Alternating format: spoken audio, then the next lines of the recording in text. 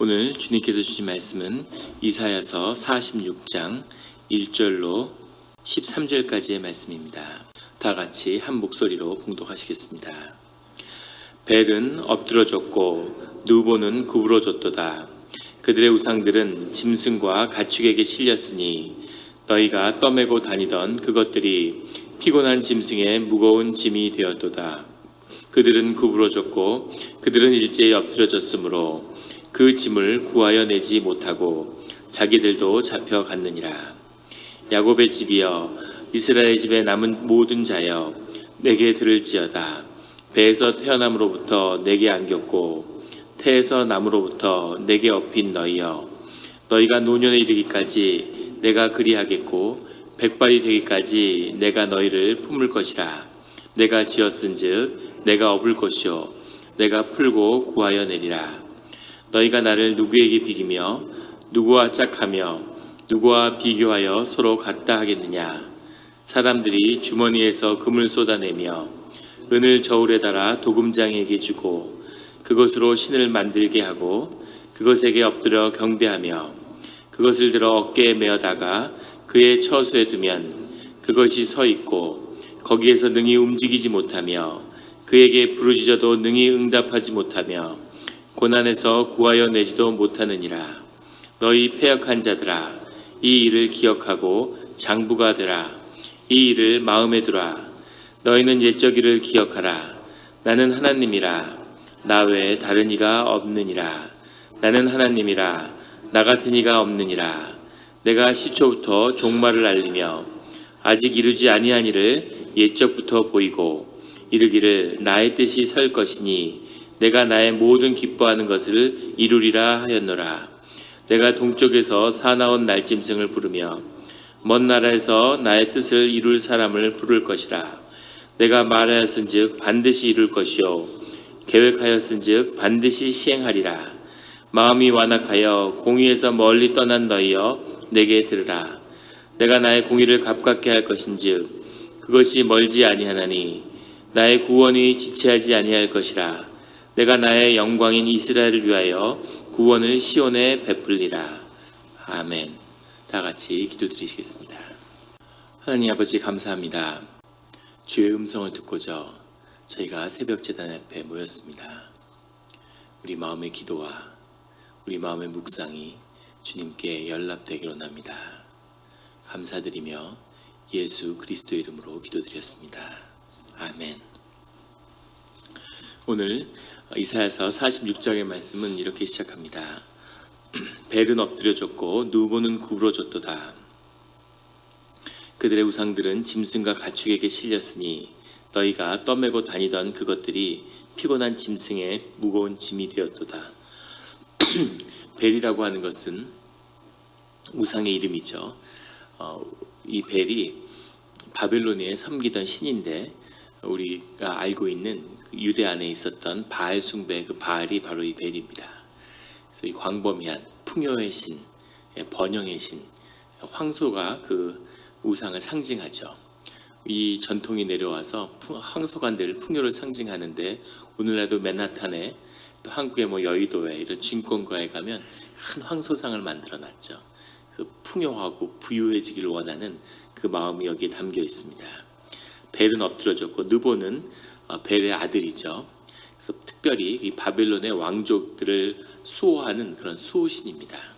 근데 벨이 엎드려졌고 느보는 구부러졌도다. 그 우상들을 짐승과 가축에게 실렸으니 바벨론의 귀족들이 메대와 바사의 공격을 받고 그 바벨론을, 그 니느웨를 탈출하는데 이 우상들을 이제 가져가는 거죠. 우상들이 섬기던 것이니까, 귀한 것이니까, 또 그것을 금으로 만들고 은으로 입히고 그랬으니까 그것을 싣고 떠나는 모습입니다. 너희가 떠매고 다니던 그것들이 피곤한 짐승의 무거운 짐이 되었다. 그 동물들, 짐승들조차도 번거로워하는 그런 무거운 짐이 되었다는 거죠. 2절에 그들은 구부러졌고 그들은 일제히 엎드러졌으므로 그 짐을 구하여 내지 못하고 자기들도 잡혀갔느니라. 결국은 그 짐을 구하지도 못했다는 거죠. 이 고난이 닥치고 피난을 가면 가장 중요시해야 될 것이 생명이죠. 집에 불이 나도, 그때 한 뭐 다큐멘터리를 보니까 집에 불이 나서 전소되는데 딱 4분이 걸리더라고요.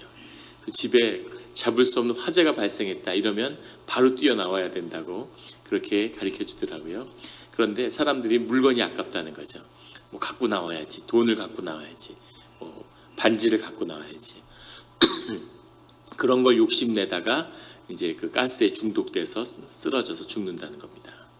그것처럼 생명을 구하기 위해서, 목숨을 부지하기 위해서 나가야 되는데 이 금을 씌운 이 우상을 가지고 가려고 그러다가 자신의 생명마저 잊어버리는 그런 일들이 벌어지고 있다는 겁니다. 이 한쪽에 이런 모습이 벌어지는데 반대편에 하나님이 그의 자녀들을 향하여 이런 귀한 말씀을 주고 있는 겁니다. 3절에 보면 야곱의 집이여 이스라엘 집에 남은 모든 자여 내게 들을지어다. 배에서 태어남으로부터 내게 안겼고 태에서 남으로부터 내게 업힌 너희여. 4절에는 너희가 노년에 이르기까지 내가 그리하겠고 백발이 되기까지 내가 너희를 품을 것이라. 내가 지었은즉 내가 업을 곳이요 내가 풀고 구하여 내리라. 은혜롭고 이 말씀을 읽는데 굉장히 가슴이 따뜻해지고 그런 감동이 있는 그런 말씀이었습니다. 노인이 됐는데 그것을 마치 아기처럼 내가 업을 것이요 내가 품고 구하여 내리라. 하나님이 그 태에서부터 얻은 자신의 자녀를 노인이 되고 백발이 노인이 되는데도 품에 안고 업고 다닌다는 거죠. 그래서 마치 어머니가 아기를 이렇게 돌보는 것처럼 그렇게 평생에 주님이 주의 자녀들을 돌보겠다고 이렇게 말씀하고 계시는 겁니다. 그런데 이 말씀의 3절과 4절은 1절과 2절과 대꾸를 이루고 있습니다. 아주 은혜롭고 아름답게 시적으로 해석했는데 사실 원문의 정확한 뜻은 3절에 나오는 내게 안겼고 내게 업힌 너희여, 아기처럼 비유했는데 태중에서부터 운반된 이런 것이 정확한 뜻입니다. 사실은 짐처럼 비유한 거죠. 원문의 정확한 뜻은 너희를 짐처럼 하나님이 걸머쥐고 있다는 거죠. 이것은 반대로 너희는 그런데 우상을 짐처럼 걸머쥐고 있구나, 그것과 대비를 이루고 있는 겁니다. 그래서 1절 2절에 나오는 무거운 짐, 그 짐을 구하여 내지 못하는, 그런데 그 짐을 주님이 안으셨다는 거죠. 주님이 이 짐을 안으셨다는 것은 우리의 삶을 주님이 지키고 보호해 주신 자는 뜻도 있지만 더 깊이는 우리가 가진 죄의 짐을 주님이 걸머지신다는 거죠. 우리의 삶을 바닥으로 당기는, 우리의 삶이 일어나지 못하게 하는 그 모든 아픔과 죄와 묶임으로부터 주님이 그 짐을 대신 걸머져 주시겠다고 하는 그 약속입니다. 이것이 그리스도의 약속이고 예수님을 통해 성취된 약속이죠. 그 짐으로부터 풀려날 수 있는, 어릴 때 받은 작은 상처 때문에 또는 초등학교 때 겪은 한 불행한 사건 때문에 평생을 어둠 속에서 우울증 속에서 지내는 그런 자매를 본 적이 있어요. 두문불출하고 집에 갇혀서 10년, 20년, 30년의 세월을 보내는 거죠. 그것이 인간이고 그것이 영이죠. 영적으로 묶여있는 거고 자신의 불행한 과거에 묶여있는 겁니다. 그것으로부터 스스로 그걸 풀려날 수가 없는 거죠. 근데 그것이 예수 그리스도의 이름으로 풀려날 수 있는 것, 이것이 주님이 우리를 구원하는 그런 영적인 역사입니다. 주님께 의지할 때 오직 예수 그리스도의 이름으로 그 묶임에서 우리가 풀려날 수 있는 것이죠. 그 모든 죄의 묶임에서 예수 그리스도의 이름으로 풀려나시는 우리 성도님들 되시기를 예수 그리스도의 이름으로 축원합니다. 주님을 믿고 교회에 다니는데 나는 왜 내 과거에 묶여 있을까? 내가 묶여 있는 게 아니라 그건 내가 묶고 있는 겁니다. 그 영적인 실체를 들여다보면 내가 그것을 묶고 있는 거예요. 내 아픔을 내가 걸머쥐고 있고, 거짓이죠. 우상입니다. 실체가 없는데 내가 이런 일 때문에, 내가 이것 때문에 이렇게 그 자신의 과거의 상처의 경험에 묶여 있는 거죠. 그것을 예수님 이름으로 선포하고 풀고자 하면 이미 풀려져 있음을 발견하게 되는 겁니다. 내가 왜 이런 거짓에 묶여 있었을까? 내가 왜 이런 거짓을 묶고 있었을까? 마귀가 이제 사람들을 죄로 묶고 있었던 권세를 잃어버린 거죠. 십자가 때문에. 그래서 묶여 있는 것처럼 속이는 겁니다. 거기에 속아서 묶여 있는 것처럼 속고 있는 거죠. 사람들이 서커스단에서 코끼리를 조련하는데 거기 새끼 때 밧줄을 이어가지고 이렇게 말뚝 같은 데다가 이렇게 묶어 놓는데요. 새끼 코끼리가 다니려고 그러는데 그 말뚝을 못 이기는 거죠. 계속. 처음에 막 괴로워하고 그러다가 이제 거기에 순치가 돼가지고 나중에는 이제 묶어 놓으면은 이렇게 가만히 있는 거죠. 근데 사실은 어떤 말뚝으로도 어떤 밧줄로도 절대 코끼리를 묶을 수 없답니다. 성인이 된 코끼리는 너무 힘이 세니까 본인이 맘만 먹으면 언제든지 뺄 수 있는 거죠. 그런데 그 줄에다 이렇게 묶어가지고 놔두면 어릴 때 그 기억이 완전히 자기 사로잡고 있으니까, 그러니까 그것을 뽑고 어디 갈 엄두를 내지 않는 거죠. 줄만 목에 묶어놓고 아무 거에다 묶어다가 이렇게 조그만 지팡이에다 묶어서 꽂아놔도 코끼리가 움직이질 못한대요. 인간도 그렇게 죄의 속성에 거짓에 속아서 거기에 이렇게 묶여 있는 거죠. 네가 이런 억울한 일을 당했어. 네가 이런 아픈 일을 당했어. 그래서 그 과거에 묶여서 현재를 살지 못하는 그것을 주님이 우리에게서 푸른 것이죠. 여기엔 중요한 뜻이 들어있는데 주님이 우리의 삶을 책임져 주신다는 겁니다. 근데 앞에 우상이 상징하는 것은 자신이 자신의 삶을 책임지려고 하는 거죠. 이것이 인간의 문제입니다. 우상이라는 것은 사람의 가장 좋은 것, 자기에서 가장 가치 있는 것, 가장 좋게 생각하는 것을 거기에다가 투사해서 삶과 더럽고 속되고 불결한 삶에서 분리시킨 거죠. 좋은 것을 우상에다가 쌓아놨는데 그것이 결코 우리의 삶을 지탱하는, 또 우리 삶이 그렇게 자신에게 아름다운 것이 될 수 없다는 겁니다. 이것이 삶의 진실이죠. 예전에 동양철학 공부하고 그럴 때 방학 때 절에 가는데 산 위에 있는 부처님의 진신사리를 모신 사찰이 그 설악산에 있죠. 거기로 올라가는데 새벽에 도착을 해서 그냥 설악산을 올라가도 힘듭니다. 한 8시간, 9시간 걸리죠. 근데 수박, 떡 이런 거를 걸머쥐고 올라가는 거예요. 스님하고 같이 올라가는데 정말 죽음이죠. 근데 그 마음과 그 정성, 자기 삶에 가장 좋은 것을 가장 선하게 되고자 하는 자기 가운데 있는 천사가 끌어나오는 거죠. 그래서 그 올라가는 과정 자체가 그 수행이 큰 기쁨을 주는 거죠. 그것을 귀하지 않다고 누가 말할 수 있겠습니까? 문제는 우리의 삶이라는 것은 그런 것으로 될 수 있는 게 아니라는 거죠. 진실이 아닌 것, 거짓은 결국은 우리의 삶을 실패로 이끈다고 하는 것이 이 진리의 가르침인 것입니다. 삶의 자리에서 주님을 경험하는, 무너지고 예수님이 보여주신 삶의 자리죠. 못 배우고 더럽고 추악하고 아픔이 있고 고난에 점철된 그 삶을 받아들이고 그 삶의 길로 가는 것, 그 안에서 주님을 만나는 것이, 그것이 구원이라는 것을 예수님이 우리에게 삶으로 보여주셨죠. 우리가 그 삶을 따라가는 것입니다.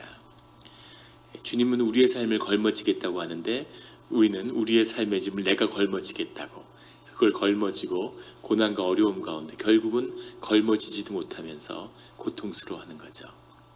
절대 주 안에 있는 사람들은, 주의 자녀들은 생존에 무너지지 않습니다. 그 말씀을 붙드는, 세상에 속아서 염려와 불안과 두려움이 내 안에 있다면 주님을 잃어버린 거죠. 주님이 나를 인도하신다면 절대 삶의 두려움이 나를 위협하지 못합니다. 왜냐하면 그 생존을 이미 넘어섰기 때문이죠. 배가 해양사고가 나서 배가 좌초되면 좌초된 배에 있던 사람들의 이제 바다로 뛰어드는 거죠. 살기 위해서. 바다로 뛰어든 사람들의 대부분이 다 죽는답니다. 근데 신기한 것은 살아나는 사람도 있다는 거죠. 그럼 왜 누구는 살고 누구는 죽을까? 어떤 사람들이 살아남을 것 같습니까? 가장 먼저 죽는 사람이 수영을 잘하는 순으로 죽는데요. 왜냐하면 수영을 하는 사람은 자신이 수영을 잘하기 때문에 수영을 해서 헤엄을 쳐서 거기서 벗어나려고 하기 때문이라는 거죠. 그런데 심지어 올림픽 메달리스트라고 할지라도 수영 선수도 땅에서 9km 이상 떨어진 곳에 좌초된 배에서 헤엄을 쳐서 육지까지 오지 못한답니다. 근데 거의 모든 해양사고는 해안에서 9km 밖에서 일어난대요. 근데 이렇게 보면은 섬이 보이는 거죠. 그러니까 내가 저 섬까지 가서 살아야 되겠다. 그리고 헤엄을 치기 시작하면 그러면 기력을 잃어버리고 저체온증이 와서 물에서 얼어 죽고 마는 거죠. 그런데 어떤 사람이 사냐면 물에 떨어지는 순간 정신을 잃은 사람이 산답니다. 기절을 하는 거죠. 사람은 기절을 하면은 물에 뜨게 돼 있답니다. 뒤집어져서 코를 위로 해서 그렇게 만들어진 거죠. 정신을 잃으면 뒤집어져서 물에 둥둥 떠서 숨을 쉬는 거죠. 그럼 파도가 계속 밀어대 가지고 정신이 들 때는 해안에 도착해 있는 거죠. 그런 사람은 사는 거죠. 살아야지. 내가 꼭 살아야지. 그런 사람은 죽고, 정신을 잃고 물에 몸이 맡겨진 사람은 사는 거죠.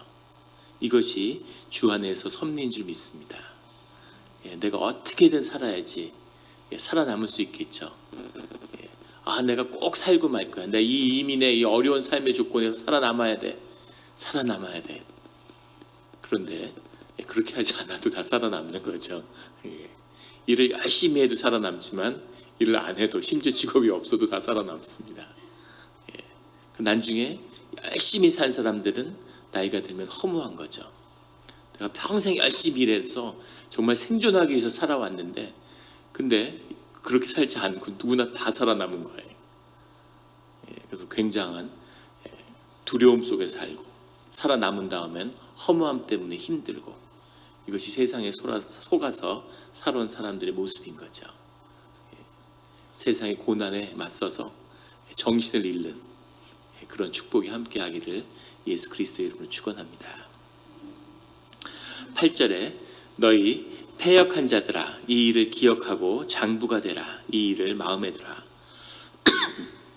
우상에 대한 가르침을 주신 다음에 주님이 이 일을 기억하고 장부가 되어라. 이 장부가 되라는 것은 남자답게 살아라. 어른스럽게 살아라 이런 뜻인데 굉장히 어려운 말입니다. 그래서 이 말의 의미가 뭘까? 이 말의 깊은 의미는 너희가 너의 삶의 자리에 서라 이런 뜻이죠. 가부장적인 사회고 남성 중심의 사회의 언어니까 남자답게 돼야 된다 이렇게 말하는 거지만 그것은 정확히 현대어로 얘기하면 네 삶의 자리에 서야 된다 이런 이야기죠. 네 삶의 자리에 서야 된다는 것과 짐을 진다는 건 무슨 관련이 있을까? 네가 질 수 있는 짐을 져야 된다는 겁니다. 짐을 아주 지지 않는다는 의미가 아니라 죄의 짐, 네 삶의 무게를 주님이 책임져 지시는데 너의 짐을 네가 져야 될 몫이 따로 있다는 거죠. 그 짐을 지고 주님을 따라야 된다는 겁니다. 이것이 삶의 일이죠. 너의 십자가를 지고 나를 따르라고 하는 주님의 부르심과 같습니다. 이사야서에는 정말 메시아에 대한 그 예표와 가르침들로 가득 차 있죠. 주님이 우리를 인도하시는데 삶에 자신이 걸머져야 될 몫이 따로 있다는 겁니다. 근데 자기가 짊어져야 될 건 짊어지지 않고 짊어지지 않아도 되는 건 짊어지는 거죠. 이를테면 부모의 짐을 짊어지는 겁니다. 이민의 가정에서 그런 경우를 종종 보는데 아이들이 부모의 짐을 жил머져요. 부모가 비즈니스를 하는데 영어가 안 되고 미국을 잘 모르고 그러니까 애들이 와가지고 부모 일을 도와주는 거죠. 처음에 미국 교회 다니면서 그게 신기했는데 애들이 웃자라는 거예요. 웃자라서 애들이 이제 예의가 없고 부모를 우습게 하는 거죠. 집에 일을 애들이 다 처리해. 초등학생인데 집에 오는 모든 그 편지봉투를 자기가 열어서 서류 일을 다 처리하는 겁니다. 세금 보고서 이런 것도 애가 다 해요. 그러니까 애가 어린아이로서 그 삶에 누려야 할, 어린아이가 지어야 할 삶의 몫을 걸머지는 게 아니라 부모가 걸머져야 될 몫을 걸머지는 거죠. 웃자라서 어른 같아요. 근데 사실은 그 어린아이에서 누려야 될 것이 누려지지 않는 거죠. 심리학에서 말하는 정지된 발전이라고 그러죠. Arrested Development라고 그러는데 그래서 겉으로 보기에는 굉장히 성숙하고 어른스러운 것 같은데 사실은 안에서 어린아이가 자라지 않은 거죠. 그래서 성인 아이가 되는 겁니다. 어린애 모습이 그대로 있는. 딸이 있는데 엄마의 역할을 가정에서 한다든가 남편이 있는데 부인이 집에서 가장의 역할을 해. 경제권이 있고 또 그런 집도 많죠. 더 이제 감각이 뛰어나고 사업 역량이 있어서 부인이 모든 걸 좌우해. 남편은 그냥 일꾼같이 머슴같이 일을 하는. 그렇게 기능에 맞춰서 일이 돌아가는 것 같지만 그런 일들이 일어날 때 사람이 제대로 자라지 못하는 거죠. 얼마 전에도 한 집사님하고 신앙 상담을 하면서 그런 말씀을 드렸는데 부인이 열심히 교회 믿고 하나님께 기도하는 거죠. 근데 남편은 신앙으로 바로 서 있지 못한 겁니다. 그런데 그 남편은 그 부인이라는 것은 수레의 양쪽 바퀴 같은 거예요. 한쪽 바퀴는 너무 멋있고 근사해. 한쪽 바퀴가 없어. 수레가 제대로 가겠습니까? 갈 수 없는 거죠. 그래서 그것을 바로 세워야 되는 거죠. 그래서 두 바퀴가 온전히 쓸 때까지 정말 눈물의 기도가 있어야지만 남편을 기다리고 남편을 계속 세워야 되는 겁니다. 아이고 남편 없는 셈 치지 뭐. 나 혼자 갈게. 너는 네 마음대로 살아라. 나는 교회 생활 열심히 할 테니까. 물론 그렇게도 갈 수 있지만 그러면 삶의 열매가 없는 거죠. 그 그릇에 부부라는 가정이라는 귀한 그릇에 담기는 것이 없는 겁니다. 우리 영락교회는 정말 놀라운 포텐셜이 있는데 그 중에 하나가 부부가 같이 이렇게 기도 나오고 부부가 같이 신앙생활하는 모습들이 많다는 겁니다. 우리 남신도 여신도 표를 보면 남신도가 더 많아요.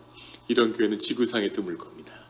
대부분의 교회의 8, 90%가 여성 신도고 남신도들이 1, 20%죠. 남성교회가 여성교회보다 더 많이 모이는 것도 우리 교회밖에 없을 거예요. 저는 저희 교회가 주님 안에서 열리면 어떤 모습이 될까 굉장한 기대가 있는데 부부가 같이 신앙생활을 한다는 건 정말 귀하고 아주 굉장한 가능성이 있는 겁니다. 그렇게 같이 가야 되는 거죠. 낮은 자리에 있고 어느 자리든 거기서 출발해서 같이 가야 되는 거죠. 자녀는 자녀 자리에 있고 자녀가 부모의 짐을 걸머져서는 안 됩니다. 부모의 짐은 부모가 걸머져야 되는 거죠. 가장의 일은 가장이 짊어져야 되는 거죠. 남편이 직장을 잃고 힘들어하는 거예요. 그 부인 집사님이 한국에 있을 때 와서 상담을 하는 겁니다. 그래서 그 부인 집사님이 뭔가 내가 일을 시작해야 되지 않을까. 남편이 경제력을 잃었기 때문에. 그렇게 상담을 해서 제가 그 반대로 하셔야 되는데 지금 아르바이트 하는 일을 그만두고 그냥 집에 계시라고 했어요. 말을 몰고 마차를 타고 가는데 말이 힘들어. 그러면 말을 마차에 태우고 내가 마차를 끌어야지. 말이 못 가니까. 그렇게 끌면은 마차가 제대로 가겠습니까? 말이 끌 때까지 기다려야죠. 말을 치유하고 말을 회복시켜야지. 말을 마차에 실어놓고 내가 말의 역할을 하려고 그래요. 제가 말인가요? 제대로 될 수가 없는 거죠. 그래서 가정이 제대로 굴러갈 수 없는 겁니다. 남편이 가정일을 돌보고 내가 경제활동을 해야지. 그러면 가정이 제대로 쓰지 못하는 거죠.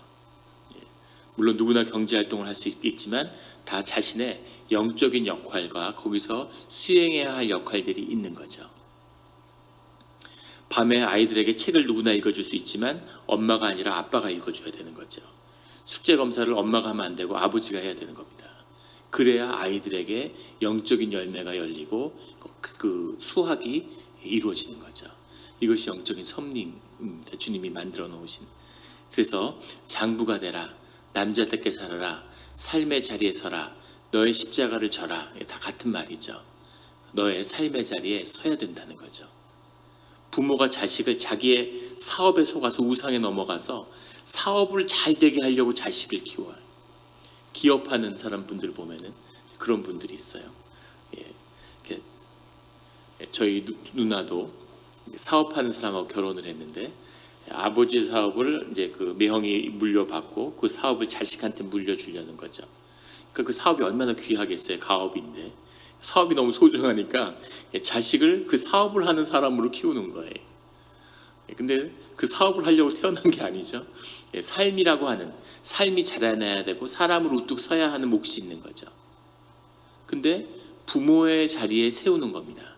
자기의 삶을 살아보지 못하는 그게 그런 집에 태어난 아이들의 큰 문제죠. 한국이 유복하고 이제 경제적으로 번성하고 한국은 자녀에게 끔찍하게 잘하는 문화가 있잖아요. 그 부모들이 자녀에게 잘해준다고 엄마가 자녀에게 대학생 다니는 딸한테 1,000만 원짜리 샤넬백 같은 걸 사주는 거예요. 명품을 사주고 내 자식 최고로 키울 거예요. 아기 때부터 최고만 해줬는데 옷도 최고로, 백도 최고로, 차도 최고로. 걔가 자기 삶의 자리에 쓸 수 있겠습니까? 좋은 대학을 나오고 미국에 유학하고 뭐 하나 부족할 것이 없는 똑똑한데 그냥 건달로 사는 거죠. 여자 건달. 할 수 있는 일이 아무것도 없어요. 노는 거 말고는. 젊었으니까 뭐 영어 과외하고 유학하고 영어를 잘하니까 쉽게 돈을 버는 걸 배운 거죠. 돈의 가치가 뭔지, 땀 흘려 일해서 돈을 번다는 건지 뭔지를 부모가 그 기회를 뺏었어요. 인생을, 삶을 아이로부터 뺏어버렸어요. 아이를 최고로 해주겠다 그러고 아이 삶을 망쳐버린 거죠. 인생의 어떤 삶의 자리에도 쓰지 못하는 부모가 패밀리 스펠을 걸어서 자식의 삶을 망쳐버린 겁니다. 그것이 인간이 오늘 우상을 숭배하는 그 모습인 거죠. 최고로 삶을 정말 아름답고 존귀하게 만들어 보려고 했는데 결과는 최악이 된 거죠. 이것이 인간이 하는 일이라는 거죠.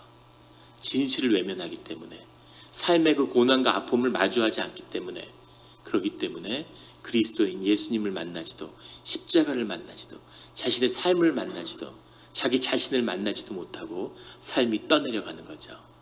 오늘 주님은 우리에게 장부가 돼서 네 삶 가운데 서라고 이렇게 말씀하고 계십니다.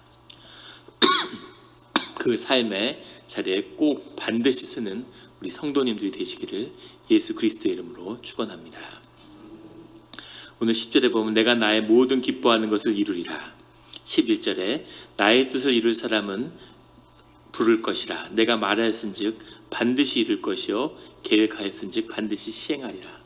어제 말씀에 나눴던 내가 나를 두고 맹세하기를, 주님은 주님의 의지가 곧 주님을 추동하는 힘이죠. 그 주님의 뜻과 말씀이 곧 모든 것을 이루어가는 힘입니다. 말씀으로 세상을 지으셨죠. 우리 예전에 차원 얘기하고 텀블러 들고서 우리 3차원 4차원 얘기했는데 주님 안에는 시간이 없겠죠. 우리에게서는 시간과 시공에 묶여있기 때문에 이 일이 왜 이루어지지 않을까, 이 일이 언제 이루어질까, 이것은 우리에게 의미가 있는 것이지 주님 안에서는 이미 다 이루어져 있는 겁니다.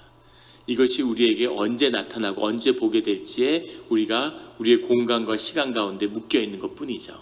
그래서 주님이 말씀하시는 것은 다 이루어진 겁니다. 우리가 영적으로 기도하는 가운데 영이 열리면 그걸 보는 거죠.